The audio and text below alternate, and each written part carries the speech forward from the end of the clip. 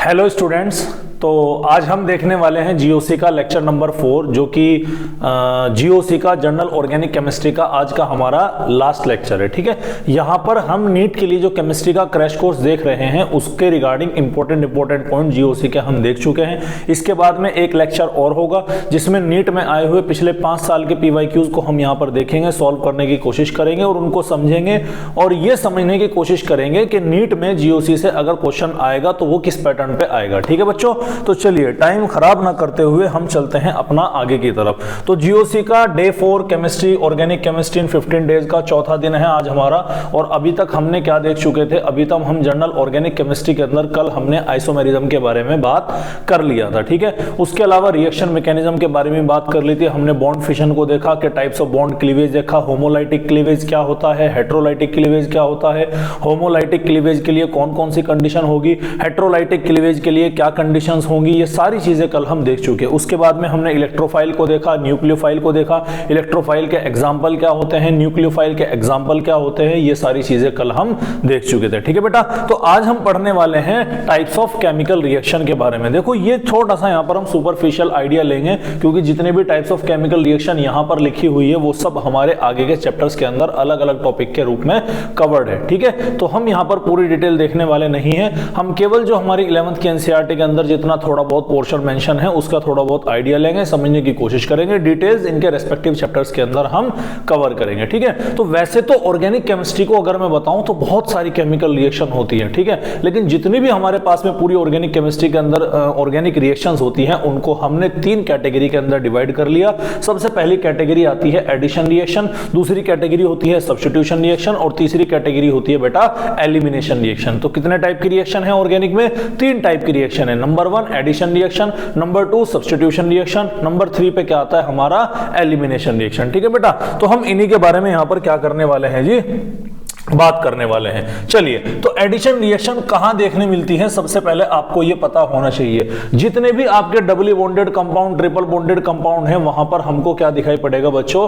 Addition reaction देखने मिल सकती है। अब वो डबल बॉन्ड कार्बन कार्बन के बीच में भी हो सकता है, वो डबल बॉन्ड कार्बन और ऑक्सीजन के बीच में भी हमको दिखाई दे सकता है। समझ में आ रही बात? ट्रिपल बॉन्ड कार्बन कार्बन के बीच में भी दिखाई पड़ सकता है, कार्बन और नाइट्रोजन के बीच में भी दिखाई पड़ सकता है। तो एडिशन रिएक्शन को हमने फर्दर 2 टाइप्स में क्लासिफाई किया। सबसे पहला है इलेक्ट्रोफिलिक एडिशन रिएक्शन और दूसरा है न्यूक्लियोफिलिक एडिशन रिएक्शन। अगर कल आपके याद होगा जब मैं आपको इलेक्ट्रॉनिक इफेक्ट के बारे में बता रहा था तो मैंने इलेक्ट्रोमेरिक इफेक्ट आपको वहां पर समझाया था, पॉजिटिव ई और नेगेटिव ई के बारे में भी हमने वहां पर बात करी थी। तब भी मैंने आपको कहा था कि जितनी भी एडिशन रिएक्शन है उनमें इलेक्ट्रोमेरिक इफेक्ट शो करता है। समझ में आ रही बात? अगर डायरेक्शन ऑफ इलेक्ट्रॉन डिस्प्लेसमेंट और जो आपका अटैकिंग रिएजेंट है वो सेम साइड पर है तो आपका पॉजिटिव इलेक्ट्रोमेरिक इफेक्ट होगा, और अगर ये दोनों साइड्स अलग अलग होती हैं, अपोजिट होती हैं बेटा, तो नेगेटिव इलेक्ट्रोमेरिक इफेक्ट को हम यहां पर कंसीडर करने वाले हैं। ठीक है, चलिए, तो अगर कार्बन डबल बॉन्ड कार्बन है और कार्बन ट्रिपल बॉन्ड कार्बन है तो उस कंडीशन में कौन से टाइप का एडिशन होगा?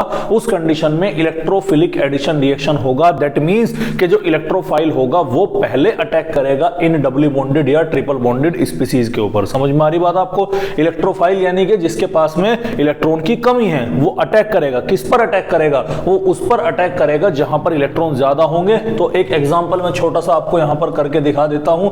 ये देखिएगा बिल्कुल सीधा सीधा एग्जांपल है। ठीक, मैं एक स्लाइड और ऐड कर देता हूं इसमें ताकि हम यहां पर रेस्पेक्टिव एग्जांपल्स हम यहां पर देख चुके हैं। ठीक है, देखिएगा सबसे पहले हमने लिया कार्बन डबल बॉन्ड कार्बन। ठीक है, इसकी रिएक्शन मैंने किससे करा दी? HBr से करा दी। किससे करा दी बच्चों? HBr। ठीक है, हाइड्रोजन ब्रोमाइड। अब ये जो हमारा एल्कीन है इस एल्कीन में हमने क्या पढ़ना है? Electrophilic addition reaction. देखो बेटा, अगर आप छोटे छोटे कॉन्सेप्ट नहीं समझोगे तो चीजें आपके लिए बहुत ज्यादा कॉम्प्लेक्स हो जाएंगी। जहां भी मैंने बोला कि इलेक्ट्रोफिलिक एडिशन रिएक्शन तो आपके माइंड में तुरंत ही पिक्चर बैठ जानी चाहिए कि एल्कीन और एल्काइन रिएक्शन शो करेंगे और इन पर जो पहला अटैक होगा वो इलेक्ट्रोफाइल का होगा, इसीलिए इनको हम क्या बोलते हैं? इलेक्ट्रोफिलिक एडिशन रिएक्शन के नाम से जानते हैं। ठीक है, चलिए, अब इलेक्ट्रोफाइल मतलब मतलब इलेक्ट्रॉन की कमी, दैट मींस पॉजिटिव स्पीसीज, अगर मैं H बिहार की बात करूं, ब्रोमीन की इलेक्ट्रोनेगेटिविटी ज्यादा है तो इलेक्ट्रॉन किसकी ओर शिफ्ट होंगे, ब्रोमीन की ओर, रिजल्टेंट इसके ऊपर पार्शियल नेगेटिव, इसके ऊपर क्या होगा, पार्शियल पॉजिटिव चार्ज डेवलप होगा। ठीक है बच्चों, उसके अलावा कार्बन कार्बन के बीच में जब यहां पर पोलैरिटी डेवलप होगी, रिएजेंट के अंदर पोलैरिटी डेवलप होगी तो पोल्स कहां भी डेवलप हो जाएंगे, यहां पर भी ये इलेक्ट्रॉन इसकी ओर खींच करके इसकी तरफ क्या आ जाएगा, नेगेटिव, इसकी तरफ क्या आ जाएगा, पॉजिटिव। तो इन दोनों में इलेक्ट्रोफाइल कौन है सर, इन दोनों में इलेक्ट्रोफाइल है H पॉजिटिव। ठीक है, ये पहले अटैक करेगा, देखो Br नेगेटिव भी है लेकिन अटैक पहला किसका होगा, H पॉजिटिव का अटैक होगा। मैकेनिज्म में आगे समझेंगे कि ऐसा क्यों होता है। ठीक है, तो ये कहां अटैक करेगा, ये इस पर अटैक करेगा, तो यहां पर एक इंटरमीडिएट बनेगा, कार्बन डबल बॉन्ड कार्बन, दो वैलेंसी इसकी ऑलरेडी फुलफिल्ड है, ये हाइड्रोजन जो यहां से निकल के आया ये इसके साथ में आकर जुड़ गया, और सॉरी डबल नहीं रहेगा, अब रहेगा सिंगल बॉन्ड। ठीक है, ये इस तरह से, और इसके ऊपर क्या आएगा, पॉजिटिव चार्ज। ठीक है, उसके बाद में क्या आकर जुड़ेगा, ये जो हमारा बिहार नेगेटिव है ये बाद में आगे जाकर के आपका अटैक करेगा किसके ऊपर, इस पॉजिटिव सेंटर के ऊपर, और यहां पर आकर जुड़ जाएगा, ये रहा ब्रोमीन, इधर रहा हाइड्रोजन, बाकी दो वैलेंसी जो इनकी चलती हुई आ रही है वो आपके इसी तरह से। तो ये क्या है आपका, ये है बेटा इलेक्ट्रोफिलिक एडिशन रिएक्शन, जिसको हमने यहां पर देख लिया। उम्मीद है आपकी समझ में आया होगा, एक बेसिक थोड़ा सा सरफेस आइडिया हम यहां पर ले रहे हैं। ठीक है, नेक्स्ट हम बात करते हैं बच्चों आपका न्यूक्लियोफिलिक एडिशन रिएक्शन, जो कौन शो करता है, जो शो करता है अगर कार्बन के अलावा कोई दूसरा एटम है, मतलब कार्बन ने अपना बॉन्ड बना रखा है किसके अलावा, ऑक्सीजन के अलावा, कार्बन के अलावा, कार्बन ने या तो ऑक्सीजन से बना रखा होगा या फिर किससे बना रखा होगा बच्चों, नाइट्रोजन से बना रखा होगा, तो उस बॉन्ड को हम क्या बोलेंगे, उस बॉन्ड को या उस टाइप की केमिकल रिएक्शन को बेटा हम बोलने वाले हैं न्यूक्लियोफिलिक एडिशन रिएक्शन। ठीक है बच्चों, तो इसी के बारे में हम यहां पर अब बात करेंगे। एग्जांपल देख लेते हैं, छोटा सा हम एक एग्जांपल क्या है, देखो बेटा जो मैं एग्जांपल ले रहा हूं, मान लो मेरे पास में क्या है, वो मेरे पास में है कार्बन डबल बॉन्ड ऑक्सीजन। ठीक है, ये आप आगे पढ़ोगे लेकिन फिर भी एक छोटा सा मैं एग्जांपल यहां पर ले लेता हूं। ठीक है, न्यूक्लियोफिलिक एडिशन रिएक्शन का मतलब है कि कोई न्यूक्लियोफाइल आएगा और वो आकर के क्या होगा, इसमें ऐड होगा, ऐड हो रहा है, कोई चीज यहां से लॉस नहीं होगी, कोई चीज यहां से एलिमिनेट नहीं होगी। ये नेगेटिव है, कार्बन और ऑक्सीजन में ऑक्सीजन ज्यादा पावरफुल है तो इलेक्ट्रॉन किसकी ओर शिफ्ट होंगे, ऑक्सीजन की ओर, तो ऑक्सीजन के ऊपर पार्शियल नेगेटिव चार्ज, कार्बन के ऊपर क्या होगा, पार्शियल पॉजिटिव चार्ज। इस कार्बन के ऊपर जो पार्शियल पॉजिटिव चार्ज होगा इस पे अटैक करेगा कौन, न्यूक्लियोफाइल। तो पहला अटैक क्योंकि न्यूक्लियोफाइल ने किया है इसीलिए इस रिएक्शन को हम क्या बोलते हैं, न्यूक्लियोफिलिक एडिशन रिएक्शन बोलते हैं। नतीजा क्या है मैं आपको समझा दे रहा हूं, भाई कार्बन ने 4 बॉन्ड तो बनाए रखे, अब अगर कार्बन को बॉन्ड बनाना है न्यूक्लियोफाइल के साथ में तो पुराना एक बॉन्ड तोड़ना पड़ेगा, सिग्मा और पाई बॉन्ड में। ये चीज आपको बेटा ध्यान रखनी है कि जब भी सिग्मा और पाई बॉन्ड की स्ट्रेंथ का कंपैरिजन किया जाता है हमेशा पाई बॉन्ड सिग्मा से वीक होता है। ठीक है, और टूटेगा भी कौन सा, पाई बॉन्ड टूटेगा। तो यहां पर जो आपका पाई बॉन्ड है वो पाई बॉन्ड कौन खींच लेगा, ऑक्सीजन इलेक्ट्रॉन अपनी ओर खींच लेगा और कार्बन के 3 बॉन्ड रह जाएंगे और न्यूक्लियोफाइल से कार्बन अपना चौथा बॉन्ड पूरा कर लेगा। यानी कहानी कुछ इस तरह से होगी, ये कार्बन, कार्बन के ऊपर न्यूक्लियोफाइल जुड़ गया, 2 वैलेंसी कार्बन की पहले से ही और ऑक्सीजन ने अपना इलेक्ट्रॉन खींच के इसके ऊपर क्या आ गया, नेगेटिव चार्ज आ गया। समझ में आ रही बात आपके। उसके अलावा यहां पर अगर हम इसको पानी के अंदर भी डाल देंगे, कोई ऐसा सोर्स दे देंगे जिससे इसे क्या मिल जाए, प्रोटॉन मिल जाए, H पॉजिटिव मिल जाए, तो नतीजा क्या होगा, नतीजा ये होगा कि कार्बन के ऊपर न्यूक्लियोफाइल जुड़ जाएगा, ये यहां पर OH होगा और ये आपका इस तरह से प्रोडक्ट बन करके तैयार हो जाएगा। बेटा फिर मैं अगेन बोल रहा हूं कि आपको ये बेसिक आइडिया ही लेना है। ये न्यूक्लियोफिलिक एडिशन रिएक्शन पूरा का पूरा हम कहां पढ़ने वाले हैं, एल्डिहाइड, कीटोन, कार्बोक्सिलिक एसिड के अंदर पढ़ने वाले हैं। और जो हमने अभी पीछे पढ़ा इलेक्ट्रोफिलिक एडिशन रिएक्शन, ये हम पढ़ेंगे एल्कीन्स और एल्काइंस के अंदर। यानी कि जो हमारा जस्ट अगला चैप्टर होगा ना एल्कीन और एल्काइन का, उसके अंदर बेटा हम इलेक्ट्रोफिलिक एडिशन रिएक्शन पढ़ेंगे और एल्डिहाइड, कीटोन, कार्बोक्सिलिक एसिड वाले चैप्टर की जो केमिकल प्रॉपर्टीज होती है वहां पर हम बेटा न्यूक्लियोफिलिक एडिशन रिएक्शन पढ़ने वाले हैं। तो उम्मीद है भैया आपको यहां पर समझ में आ गया होगा। ठीक है, ये देखिएगा, ये हमारे पास में एक छोटा सा मच्छर है। ठीक है, ये मच्छर उड़ चुका है। चलिए, तो ये हमने बात कर ली किसके बारे में, एडिशन रिएक्शन के बारे में। नेक्स्ट हम बात करते हैं भैया सब्स्टिट्यूशन रिएक्शन के बारे में। किसके बारे में बात करें भाई साहब, हम बात कर रहे हैं सब्स्टिट्यूशन रिएक्शन। सब्स्टिट्यूशन का मतलब क्या होता है, किसी को रिप्लेस करना, एक को रिप्लेस कर, एक ने किसी दूसरे को क्या कर दिया, रिप्लेस कर दिया। फॉर एग्जांपल भाई हमारी इंडियन क्रिकेट टीम में 20 स्टार प्लेयर कौन है, विराट कोहली, रोहित शर्मा, ये जो हमारे 20 स्टार प्लेयर हैं। ठीक है, अब मान लो विराट कोहली चोटिल हो गए तो क्या जो हमारे बीसीसीआई के हेड हैं वे विराट कोहली के चोटिल होने पर आमिर खान को फोन करेंगे क्या कि हेलो आमिर खान भैया जी, आपने लगान मूवी के अंदर क्रिकेट खेला था तो आप आइएगा और हमारी इंडियन क्रिकेट टीम के अंदर शामिल होकर के इंडिया को वर्ल्ड कप जिता दीजिएगा? आंसर है नहीं। समझ में आ रही बात? यानी कि पहली तो कंडीशन ये है कि सब्स्टिट्यूशन में एक का रिप्लेसमेंट आप दूसरे से करें, और दूसरी प्रॉपर्टी ये है कि जिसको आप हटा रहे हैं उसकी जगह पर वैसा ही आपको लेकर के आना होगा। कहने का मतलब है कि अगर आप एक सिंगर को किसी मूवी से हटा रहे हैं तो भैया आपको दूसरा सिंगर वहां पर लेकर के आना पड़ेगा। किसी बैट्समैन को लेकर के आ रहे हैं तो दूसरा बैट्समैन लेकर के आना पड़ेगा। किसी बायोलॉजी का केमिस्ट्री की फैकल्टी को किसी कॉलेज स्कूल से हटाया जा रहा है तो उसकी जगह दूसरी फैकल्टी उसी सेम सब्जेक्ट की लेकर के आनी पड़ेगी। इस चीज को बोला जाता है सब्स्टिट्यूशन। अब ये भी दो तरह का होगा, या तो इलेक्ट्रोफिलिक सब्स्टिट्यूशन रिएक्शन या फिर न्यूक्लियोफिलिक सब्स्टिट्यूशन रिएक्शन। भाई जितने भी आपके एरोमेटिक कंपाउंड हैं वो सब के सब इलेक्ट्रोफिलिक सब्स्टिट्यूशन रिएक्शन को शो करते हैं। यहां से इलेक्ट्रोफाइल क्या होता है, सब्स्टिट्यूट होता है। डिटेल पढ़ेंगे हम आगे के चैप्टर में। उसके अलावा जितने भी आपके एलिफेटिक कंपाउंड हैं अंडर नॉर्मल कंडीशन, ऐसा नहीं है कि aromatic compound NSR reaction nucleophilic substitution reaction को शो नहीं करते हैं, लेकिन बहुत एक्सट्रीम कंडीशन में करते हैं। ठीक है, अंडर नॉर्मल कंडीशन ये देखने नहीं मिलती। तो जितने भी हमारे एलिफेटिक कंपाउंड हैं वे हमारे किसको शो करते हैं, न्यूक्लियोफिलिक सब्स्टिट्यूशन रिएक्शन को शो करेंगे। छोटा सा एग्जांपल, एक झलक मैं आपको दिखा देता हूं। मान लो भैया मेरे पास में क्या है, मेरे पास में है RCl। ठीक है, RCl पर किसका अटैक हुआ, किसी न्यूक्लियोफाइल का अटैक हुआ, OH नेगेटिव। समझ में? अब ये न्यूक्लियोफाइल है, एल्काइल कार्बन की चेन, ये पार्शियल पॉजिटिव है, क्लोराइड जो है पार्शियल नेगेटिव है। तो यहां से ये नेगेटिव इस नेगेटिव को यहां से क्या कर देगा, हटा देगा। प्रोडक्ट क्या बन जाएगा मेरा, RCl ROH एल्कोहल, और साथ ही साथ बेटा फॉर्मेशन आजा भाई बदतमीज, ये क्या हो गया ROH, और साथ ही साथ मेरा क्या निकल गया यहाँ पर Cl नेगेटिव। तो एक नेगेटिव ने आकर के दूसरे न्यूक्लियोफाइल को क्या कर दिया, सब्स्टिट्यूट कर दिया। इसी रिएक्शन को हम क्या बोलते हैं, न्यूक्लियोफिलिक सब्स्टिट्यूशन रिएक्शन बोलते हैं। अगर एक पॉजिटिव आकर के दूसरे पॉजिटिव को, एक इलेक्ट्रोफाइल ने आकर के दूसरे इलेक्ट्रोफाइल को चेंज कर दिया, उसको हम क्या बोलेंगे, इलेक्ट्रोफिलिक सब्स्टिट्यूशन रिएक्शन के नाम से जाना जाएगा। तो बोलो बच्चों, समझ में आ गया हो तो क्या करना है, वही सेम कहानी क्या बोलना है बच्चों। अगर समझ में आता है, यदि हमारे समझ में आता है तो हमको बोलना है जैमोगेम्बो। ठीक है, चलिए third type of chemical reaction की बात कर रहे हैं, एलिमिनेशन रिएक्शन। अरे भैया देखिए आपने वो डांस इंडिया डांस से बहुत सारे शोज हैं आपके, एलिमिनेट कर दिया, बिग बॉस से फलाने को एलिमिनेट कर दिया, इस वाली न्यूज इस वाले मतलब शो से इसको एलिमिनेट कर दिया। मतलब किसी को क्या कर रहे हैं हम यहाँ पर, एलिमिनेट कर रहे हैं। और इसके परिणाम से, इसके नतीजे से यहाँ पर फॉर्मेशन होती है बेटा पाई बॉन्ड की। किसकी फॉर्मेशन होगी, पाई बॉन्ड की होगी। ठीक है, फॉर एग्जाम्पल आपको दे रखा कि आपका ये एल्काइल हैलाइड है, ठीक है, एल्काइल क्लोराइड है, एल्कोहलिक KOH की प्रेजेंस में किसकी फॉर्मेशन कर रहा है, एल्कीन की। कैसे है आगे अगेन समझते हैं हम बेटा इस चीज को। चलिएगा देखो एक एग्जांपल लेते हैं हम, जो अभी हमने पीछे देखा वो क्या है हमारा, वो है हमारा CH3 CH2 और ये Cl, इसको हम बोलते हैं क्लोरोइथेन। अच्छा मैं इसको थोड़ा सा मॉडिफाई करके लिख लेता हूं। देखो ये CH2 तो एज इट इज लिखा, क्लोरीन मैंने साइड में ना लिख करके कहां लिख लिया, नीचे लटका दिया, कोई दिक्कत किसी को होनी नहीं चाहिए। उसके अलावा यहां से कितने, एक कार्बन ने अपना बॉन्ड बना रखा कि नहीं बना रखा, ये क्या है आपका CH2 और इसका एक हाइड्रोजन मैंने यहां पर नीचे लिख दिया, यानी कि CH3 को थोड़ा सा ओपन अप करके ऐसे लिख दिया। ऐसे भी नहीं लिखते तो भैया ऐसे लिख लो ना, ये कार्बन, एक हाइड्रोजन ये रहा, दूसरा ये रहा, एक क्लोरीन ये रहा, इधर भी एक हाइड्रोजन है, इधर भी एक हाइड्रोजन है और इधर भी एक हाइड्रोजन है। बेटा आप नीट की प्रिपरेशन कर रहे हैं तो ये और ये और ये आपकी समझ में बेसिक से आना चाहिए। समझ में आ रही भैया बात? देखो यहां पर भी ये भी क्या है CH3, ये क्या है CH2 और ये क्या है Cl। अब इसकी रिएक्शन मैंने किससे करा दी, एल्कोहलिक KOH, बेवड़ा KOH। किससे कराना भैया, इसकी रिएक्शन हमने करा दी बेवड़े KOH से। अब जैसे ही बेवड़ा KOH आएगा तो यहां पर क्लोरीन जिस कार्बन से जुड़ा हुआ है वो कार्बन होता है अल्फा, उसका पड़ोसी कार्बन है बीटा।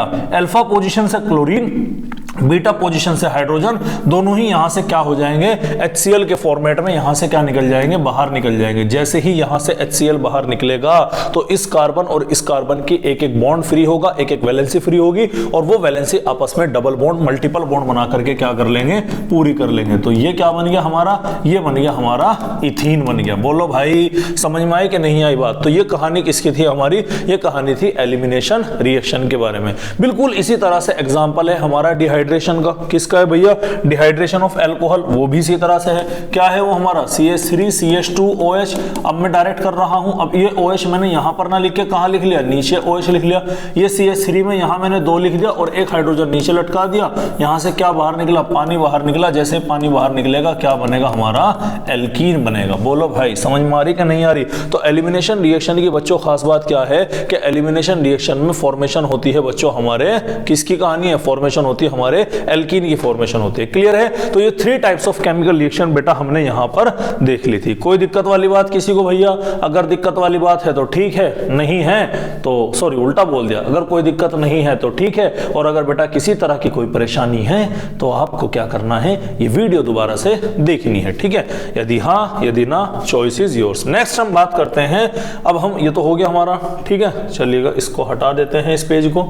चलिए बच्चों नेक्स्ट हम बात करते हैं बच्चों हमारा प्योरिफिकेशन मेथड को लेकर के। बेटा ये हमारा क्या है, प्योरिफिकेशन मेथड है। जितने भी हमारे ऑर्गेनिक कंपाउंड है उन सबको प्योरीफाई करने के, भाई मिक्सचर ऑफ कंपाउंड है, मिक्सचर वहां पर हमको देखने मिलते हैं, उन सभी को प्योरीफाई करने के हमारे पास में अलग अलग मेथड है। तो बहुत सारे मेथड है, लेकिन हम यहाँ पर केवल 4 मेथड के बारे में बात करेंगे। एक है हमारा सब्लिमेशन, एक है हमारा क्रिस्टलाइजेशन, तीसरे नंबर पे आता है डिस्टिलेशन, चौथे नंबर पे आता है आपका क्रोमेटोग्राफी। सब्लिमेशन के बारे में बात करते हैं। सब्लिमेशन को सॉलिड सेपरेशन के नाम से भी जाना जाता है। जब सॉलिड डायरेक्ट हीट करने पर वेपर के अंदर कन्वर्ट हो जाए, या वेपर डायरेक्ट कंडेंस करने पर सॉलिड के अंदर कन्वर्ट हो जाती है, तो इस फिनोमिना को हम क्या बोलते हैं बच्चों, इस फिनोमिना को बोलते हैं हम सब्लिमेशन। इसकी खास बात यह है बेटा कि इसमें लिक्विड फेज एब्सेंट होता है। एग्जांपल आ जाएगा नेफ्थलीन, 2 बेंजीन एक साथ है, एंथ्रासीन, आयोडीन और कैम्फर। कैम्फर होता है कपूर, लोबान शायद जिसको बोलते हैं। तो जो कपूर होता है घरों में इस्तेमाल किया जाता है, वो कपूर आपका किसका एग्जांपल है, सब्लिमेशन के थ्रू आप उसको क्या कर सकते हैं बेटा,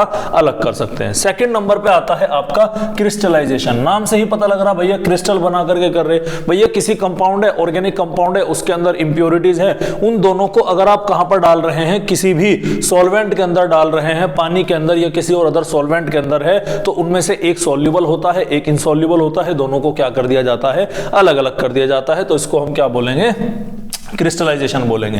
बेटा तीसरा जो फिनोमेना आप यहां पर पढ़ रहे हैं वो है डिस्टिलेशन। डिस्टिलेशन किसके लिए होता है, 2 लिक्विड के लिए। ऐसा लिक्विड जिसमें बॉइलिंग पॉइंट का डिफरेंस हो, ऐसे लिक्विड का मिक्सचर जिनके, ऐसे लिक्विड का मिक्सचर या ऐसा मिक्सचर जिनमें जो लिक्विड होते हैं उनका बॉइलिंग पॉइंट क्या होता है बेटा, अलग अलग होता है। अब जिसका बॉइलिंग पॉइंट पहले होगा वो वेपोराइज होकर निकल जाएगा, जिसका बाद में होगा कंटेनर के अंदर बचा रहेगा। 4 टाइप के होते हैं डिस्टिलेशन। सबसे पहला सिंपल, दूसरा वैक्यूम, तीसरा स्टीम और चौथा क्या है, फ्रैक्शनल। ठीक है? सिंपल डिस्टिलेशन कहां देखने मिलता है, जिन बॉइलिंग पॉइंट, जिन लिक्विड का बॉइलिंग पॉइंट डिफरेंस 40 या 40 से ज्यादा का होता है उसको हम क्या बोलेंगे, सिंपल बोलेंगे। और अगर 40 से डिफरेंस कम निकल के आ रहा है तो उसको हम क्या बोलेंगे बेटा, फ्रैक्शनल डिस्टिलेशन बोलेंगे। कई जगह पर 30 भी लिख रहा, 30 डिग्री का या 30 का जो डिफरेंस आता है, ये कोई इतना लंबा छोटी कहानी नहीं है ना, इसके ऊपर क्वेश्चन पूछा जाता है जनरली। लेकिन ध्यान रखिएगा 40 या 40 से ज्यादा पे सिंपल डिफ्यूजन है, और 40 से कम अगर बॉइलिंग पॉइंट का डिफरेंस है तो वो क्या होगा, फ्रैक्शनल डिस्टिलेशन है। एग्जांपल याद रखने हैं, एग्जांपल जैसे कि बेंजीन और नाइट्रोबेंजीन हुआ। ठीक है? ये आपके किसके एग्जांपल है, सिंपल डिस्टिलेशन का। फ्रैक्शनल का एग्जांपल हो गया बच्चों मिथेनॉल एंड एसीटोन। मिथेनॉल और एसीटोन का जो मिक्सचर होता है उनके बॉइलिंग पॉइंट में 25 डिग्री के करीब, सॉरी 40 डिग्री से कम का क्या होता है, वहां पर टेम्परेचर का डिफरेंस होता है। टेम्परेचर डिफरेंस होने पर जिसका टेम्परेचर, जिसका बॉइलिंग पॉइंट पहले आएगा वो बॉइल करके आपका अलग उसको हम सेपरेट आउट कर लेंगे। ठीक है? नेक्स्ट हम बात करते हैं बच्चों वैक्यूम डिस्टिलेशन। वैक्यूम डिस्टिलेशन की खास बात क्या है, वैक्यूम डिस्टिलेशन को हम डिस्टिलेशन अंडर रिड्यूस्ड प्रेशर के नाम से भी जानते हैं। इसमें होता क्या है, एक मिक्सचर है आपके पास में, ऑर्गेनिक कंपाउंड है, मिक्सचर है। अब आप उसको क्या करना शुरू कर दोगे, अब आप उसको एक तरह से हीट करना शुरू कर दोगे। हीट करने पर क्या होगा, वो मेल्ट होगा। अपने मेल्ट होने से पहले ही वो ऑर्गेनिक कंपाउंड क्या कर जाता है, डिकम्पोज हो जाता है। ध्यान रखिएगा कि organic compound decompose below it's melting point. जैसे कि केन शुगर को जो जूस होता है उसके अंदर ग्लिसरीन मिला दो, ठीक है, उसके बाद में उसे अलग अलग करने की कोशिश करोगे तो वो इसी फिनोमिना के थ्रू होता हुआ नजर आता है। लास्ट हम बात करते हैं बच्चों स्टीम डिस्टिलेशन के बारे में। स्टीम डिस्टिलेशन कहां देखने मिलता है, स्टीम डिस्टिलेशन ऐसे ऑर्गेनिक कंपाउंड के अंदर देखने मिलता है जो कि पहला पॉइंट है कि वाटर इंसॉल्युबल होते हैं और साथ ही साथ स्टीम वोलेटाइल होते हैं। भैया सोना मत, mark my word, steam volatile का मतलब क्या है कि जो वेपोराइज हो जाते हैं एट 100 डिग्री सेंटीग्रेड, ऐसे कंपाउंड को स्टीम वोलेटाइल कंपाउंड बोलते हैं भैया। और खास बात क्या है, वाटर इंसॉल्युबल होने के साथ साथ ये स्टीम वोलेटाइल भी होते हैं। जैसे कि एनिलीन और वाटर का मिक्सचर हीट कर दो 100 डिग्री पर, वाटर इवोपरेट कर जाएगा, एनिलीन अलग रह जाएगा। टर्पेंटाइल ऑयल, जितने भी आपके एसेंशियल्स ऑयल होते हैं वो सब के सब, ऑर्थो और पैरानाइट्रोफिनॉल का जो मिक्सचर होता है वो भी बेटा हम इसके थ्रू यूज कर सकते हैं। ठीक है, क्लियर है? तो ये क्या था हमारा, ये था बच्चों हमारा प्यूरिफिकेशन मेथड के बारे में। अब हम बात करते हैं भैया qualitative and quantitative analysis of organic compound के बारे में बात करेंगे। देखिए यहां पर हमने कुछ चीजें समझ रखी है, जैसे कि हमारा कार्बन, हाइड्रोजन और नाइट्रोजन का किसी कंपाउंड कंपाउंड के अंदर परसेंटेज कैलकुलेट करना है तो उसका सीधा सीधा फॉर्मूला ट्रिक है, याद रखनी है सीधे सीधे आपको कि परसेंटेज कार्बन का फॉर्मूला क्या है 12/44। 44 क्यों लिया गया? क्योंकि वहां पर कार्बन डाइऑक्साइड की फॉर्मेशन होती है, कंबशन होता है, ठीक है। Multiply by weight of CO2, मैं मॉलिक्यूलर वेट की बात नहीं कर रहा, मैंने कहा वेट ऑफ CO2, कितना CO2 बन रहा है। आ रही बात समझ में? ये W/MW होगा ना, वेट बाई मॉलिक्यूलर वेट। कुत्ते भोंगरे भैया, इनको भगवा लो पहले। तो 12/44 गुना weight of CO2 divided by weight of organic compound into 100। अगर आपको किसी ऑर्गेनिक कंपाउंड के अंदर कार्बन का परसेंटेज निकालना है तो 12/44 गुना weight of compound, weight of carbon dioxide, और वेट ऑफ कार्बन डाइऑक्साइड कौन सा का होगा? जो कि कंबशन वेट होगा। समझ में आ रही बात? उसके अलावा wait of organic compound into 100 कर देंगे। परसेंटेज हाइड्रोजन क्या करेंगे भैया? ये इसका मॉलिक्यूलर वेट होता है 2, कार्बन का कितना होता है भैया? ये आपका कार्बन का 12 होता है, और डिवाइडेड बाई 18। 18 किसका होता है? वाटर का होता है। इसका मतलब यहां पर किसका वेट रखना है? पानी का, divided by wait of organic compound into 100 आ गया, ठीक है। ये आपको सीधा सीधा याद रखना बेटा, कोई इनकी ट्रिक नहीं है, खुद एक ट्रिक वाले फॉर्मूले हैं, तो इसको आपको क्या रखना है? ध्यान रखना है। अब एक क्वेश्चन बड़ा प्यारा सा आपके सामने गिवन है, और वो क्वेश्चन हमसे पूछा गया है, और वो क्वेश्चन कहा है कि इस क्वेश्चन को करना है कि combustion of 0.39 gram organic compound, यानी वेट कितना दे रखा ऑर्गेनिक कंपाउंड का? वेट है 0.39 ग्राम। ये क्या देता है? Gives 1.32 gram of CO2। Combustion wait of CO2 कितना है? 1.32 ग्राम, और 0.27 ग्राम ऑफ वाटर दे रहा है। तो आपको बेटा परसेंटेज कार्बन और परसेंटेज हाइड्रोजन को बताना है। फॉर्मूला याद रखना क्या है? परसेंटेज ऑफ कार्बन का फॉर्मूला क्या है? 12/44 गुना वेट ऑफ CO2। कितना CO2 का वेट है? 1.32 ग्राम, डिवाइडेड बाई आपका वेट ऑफ ऑर्गेनिक कंपाउंड कितना हो गया आपका? 0.39 इनटू में क्या कर देंगे? 100 कर देंगे। बाकी आपका जो भी आंसर होगा उसको सॉल्व कर देना है, ठीक है। नेक्स्ट हम बात करते हैं परसेंटेज हाइड्रोजन के बारे में। परसेंटेज हाइड्रोजन क्या होगा कि 2/18 इनटू कितना होगा आपका? Weight of water. कितना वेट है भैया यहाँ पर? 0.27 divided by wait of organic compound कितना है? 0.39 इनटू क्या कर देंगे? 100 कर देंगे। तो इस मेथड से हम क्या कैलकुलेट कर लेंगे? इस मेथड से हम हाइड्रोजन का परसेंटेज भी कैलकुलेट कर लेते हैं। हालांकि इंटरेस्टिंग बात यह है कि कार्बन और हाइड्रोजन के एस्टिमेशन वेट के ऊपर कोई क्वेश्चन नहीं आया है। तो सर किसके ऊपर आया है? ये सवाल आपकी स्क्रीन पर 7 करोड़ रुपए के लिए, ठीक है। तो आता है आपके सवाल के अंदर एस्टिमेशन ऑफ नाइट्रोजन। बेटा जो आपका नाइट्रोजन है ना, उसको एस्टिमेट किया जाता है। 2 मेथड है। सबसे पहला होता है ड्यूमो मेथड, और दूसरा होता है जेल-डाल मेथड। क्या होता है बच्चों? ड्यूमो मेथड, और दूसरा होता है जेल-डाल। अबे जेल में डाल मेथड, समझ में आ रही बात? ऐसे करके याद कर लीजिएगा, ठीक है।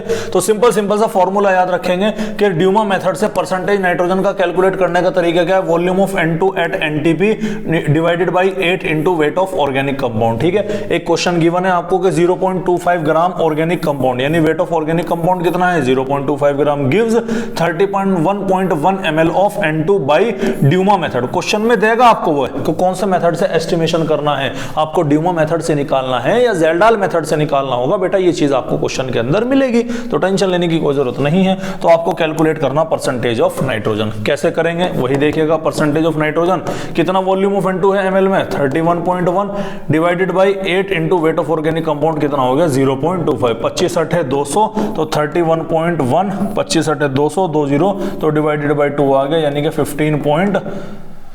2 कम 2, 2 पंजे 10, 15.2 पंजे 10, और फिर एक 15.55% क्या आ गया आपका? नाइट्रोजन का वेट निकल के आ गया। किस मेथड से?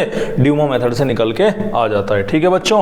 अरे क्लियर है? चलिए नेक्स्ट हम आगे की तरफ बढ़ते हैं। जेल-डाल मेथड से नाइट्रोजन का एस्टिमेशन निकालने का फॉर्मूला क्या है?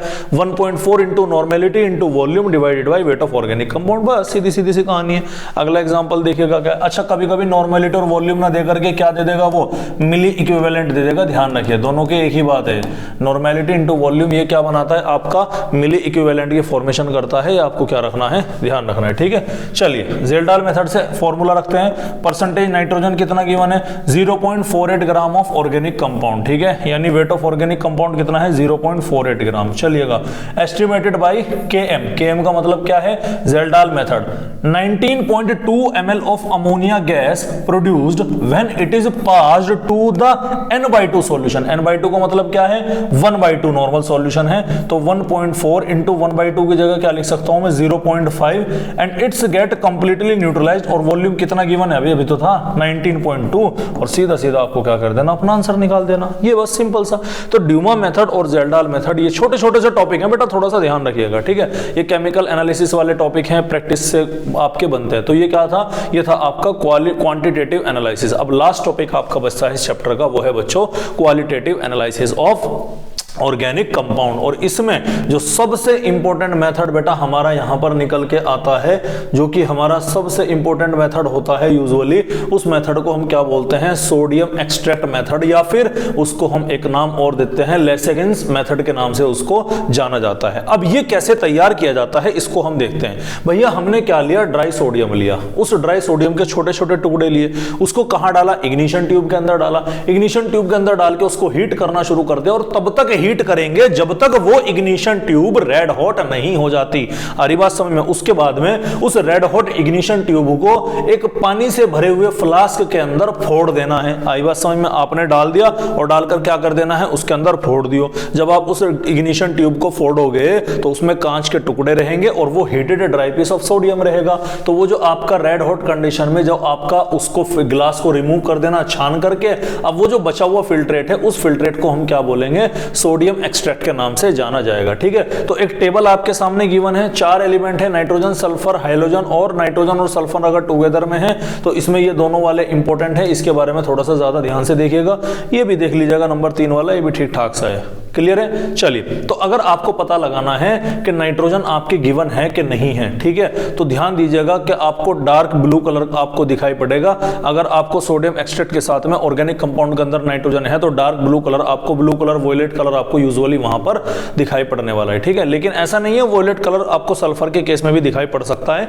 मैं आपको समझाता हूं क्या है, ठीक है। सोडियम एक्सट्रैक्ट से क्या मिलेगा, हमारा सोडियम होगा, कार्बन है मतलब ऑर्गेनिक कंपाउंड है। कैसा ऑर्गेनिक कंपाउंड है, जिसमें नाइट्रोजन है। ध्यान से देखना मैं कैसे बना हुआ है भाई। सोडियम एक्सट्रैक्ट से क्या आया, सोडियम आया। ऑर्गेनिक कंपाउंड में डाला तो ऑर्गेनिक कंपाउंड मतलब कार्बन तो होगा, लेकिन उसके अंदर नाइट्रोजन है नहीं है चेक करना है, तो उसके हम नाइट्रोजन के बारे में बात करें तो सोडियम, कार्बन, नाइट्रोजन को जब हम हीट करते हैं क्या बनेगा, वो NaCN बनेगा। अब ये जो NaCN है इसमें हम फ्यू ड्रॉप्स ऐड कर देंगे FeSO4 की और NaOH की। कहीं पर लिखा है FeCl3 और H2SO4 भी यहां पर हम यूज कर सकते हैं। इसको ऐड करेंगे, बॉईल करेंगे, बॉईल करने के बाद में ठंडा करेंगे। देखो लिख रहा है FeCl3 और कॉन्सेंट्रेटेड HCl भी यहां पर लिखा हुआ है। तो हमारे सामने क्या बनेगा, प्रूशियन ब्लू कलर का एक प्रोडक्ट बनता हुआ नजर आएगा। अगर प्रूशियन ब्लू कलर का प्रोडक्ट बन रहा है मतलब कंपाउंड के अंदर क्या मौजूद है बेटा, कंपाउंड के अंदर हमारा आपके नाइट्रोजन मौजूद है, ठीक है। इसी तरह से हमारा दूसरा सल्फर आता है। सोडियम है हमारे पास में, ऑर्गेनिक कंपाउंड के अंदर क्या होगा, सल्फर होगा। तो उस ऑर्गेनिक कंपाउंड के सल्फर से रिएक्ट करके सोडियम सल्फाइड Na2S की क्या करेगा, वो फॉर्मेशन करेगा। अब ये जो Na2S है इसमें हमको क्या ऐड करना है, सोडियम नाइट्रोक्लोराइड ऐड करना है। अगर सोडियम नाइट्रोक्लोराइड Na2S से रिएक्ट करके डीप वॉयलेट ब्लू कलर का कंपाउंड बनाता है सोडियम थायोनाइट्रोक्लोराइड के नाम से, ठीक है, तो ये हमारा डीप ब्लू कलर का होता है, तो कंफर्म हो जाएगा यहां पर क्या है, सल्फर है। ये क्या है, प्रूशियन ब्लू कलर है और ये डीप वॉयलेट कलर आपका यहां पर निकल के आता है। दूसरा तरीका क्या है कि जो आपका सोडियम सल्फाइड है उसको एसिटिक एसिड के साथ में रिएक्ट करेंगे, एसिटिक एसिड के साथ साथ लेड एसिटेट के साथ भी रिएक्ट करेंगे, तो वहां पर लेड सल्फाइड का ब्लैक पीपीटी बनता हुआ नजर आएगा। ध्यान दीजिएगा, जितने भी आपके सल्फाइड होते हैं उन सभी का जो कलर होता है वो येलो कलर का होता है, एक्सेप्ट आपका लेड सल्फाइड जो कि किस कलर का होता है बच्चों, ब्लैक कलर का हमको दिखाई पड़ता है। तीसरी कैटेगरी क्या है, हेलोजन को डिटेक्ट करना है। हेलोजन में हमारा क्या है, सोडियम एक्सट्रैक्ट से सोडियम आए निकल के हेलोजन X यानी कि क्लोरीन, फ्लोरीन, ब्रोमीन, आयोडीन कुछ भी हो सकता है, दोनों मिलकर के क्या बनाएंगे, NaX की फॉर्मेशन करेंगे।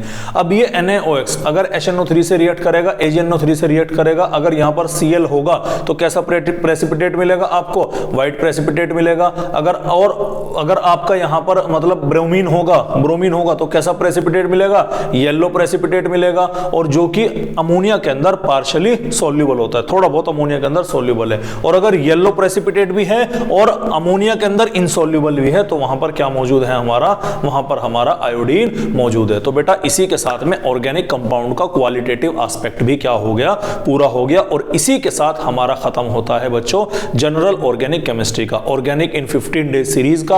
आज हमारा चौथा दिन है और 4 दिन के अंदर हमने अपनी जनरल ऑर्गेनिक केमिस्ट्री क्या कर ली बच्चों, फिनिश कर ली। ठीक है, कल बच्चे थोड़ा सा घबराते हैं जीओसी से, शायद ऑर्गेनिक के किसी और टॉपिक से इतना उन्हें डर ना लगता हो जितना जीओसी से लगता है। कोई टेंशन लेने वाली बात नहीं है। पिछले 5 साल के क्वेश्चंस एग्जाम में कैसे पूछे गए हैं जीओसी से, उस चीज को हम यहां पर बेटा कल देखने वाले हैं। तो कल का जो हमारा डे 5 का लेक्चर होगा वो जीओसी का भी 5th लेक्चर होगा, ऑर्गेनिक केमिस्ट्री का हमारा 5वां दिन होगा और उसमें हम पिछले 5 साल के क्वेश्चन यहां पर क्लास के अंदर क्या करेंगे बच्चों, डिस्कस करने वाले हैं और यह समझने की कोशिश करेंगे कि जीओसी से एग्जामिनर क्वेश्चन किस तरह से फ्रेम करता है।